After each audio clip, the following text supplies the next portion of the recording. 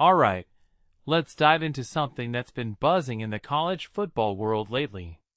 You might have heard the chatter. Urban Meyer and Colin Cowherd are making some bold claims about the Big Ten surpassing the SEC.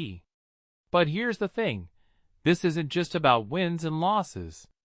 It's about the entire experience. And personally, I think that's what makes this conversation so fascinating. First off, let's address the elephant in the room. The SEC has been the undisputed king of college football for over a decade. Nick Saban's Alabama dynasty? Unstoppable. Kirby Smart's Georgia teams? Consistently elite. But here's the kicker. The SEC hasn't won a national championship in 3 years. Meanwhile, the Big Ten has been on a tear, with Michigan, Ohio State, and even Indiana, yes, Indiana, taking home titles. What does this mean? Well, in my opinion, it's not just about who's winning now. It's about the shift in momentum. The Big Ten isn't just catching up, it's starting to feel like they've taken the lead. Now, let's talk about Urban Meyer's comments. He said the Big Ten stadiums are now very SEC-like. And you know what? He's not wrong. When I think about places like Ohio State's Horseshoe or Michigan's Big House, the energy is electric. But what's really interesting is how the Big Ten has closed the gap in terms of fan passion and venue atmosphere. Remember when SEC fans would brag about their intimidating home fields? Well, the Big Ten is giving them a run for their money. Places like Penn State's Beaver Stadium or Oregon's Autzen Stadium are becoming just as tough to play in.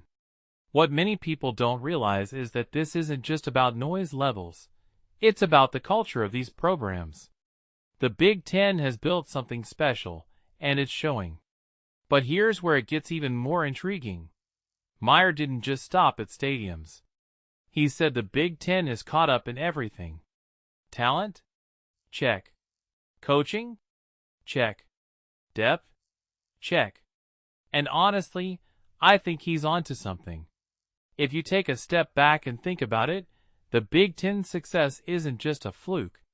It's the result of years of strategic recruiting, coaching hires, and program development. The SEC has been the gold standard, but the Big Ten has been quietly building a powerhouse of its own. What this really suggests is that college football's landscape is changing, and it's happening faster than anyone expected. Now, let's talk about the bigger picture. The SEC's slogan, "It just means more," has been a rallying cry for years. But is it still resonating? Personally, I think the SEC needs to prove it. Perception is reality, and right now, the perception is that the Big Ten is the conference to beat. This raises a deeper question. Can the SEC reclaim its throne, or is this the beginning of a new era? I'm not saying the SEC is done, far from it. But they need to start winning again, and fast. Otherwise, the Big Ten's dominance might become the new normal. What makes this really interesting is how it connects to the broader trends in college football.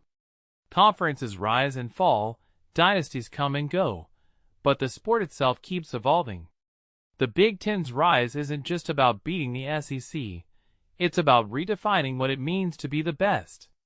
And from my perspective, that's what makes this moment so exciting. We're not just watching games. We're witnessing a shift in the power dynamics of college football. So, here's my closing thought. College football is at its best when there's competition, both on the field and off it. The Big Ten versus SEC debate isn't just about which conference is better. It's about the passion, the pride, and the stories that make this sport so great. Whether you're a diehard SEC fan or a Big Ten loyalist, one thing's for sure. This is a conversation that's far from over. What do you think? Is the Big Ten really the new king? Or does the SEC still have what it takes to reclaim the throne? Let me know in the comments. I'm all ears.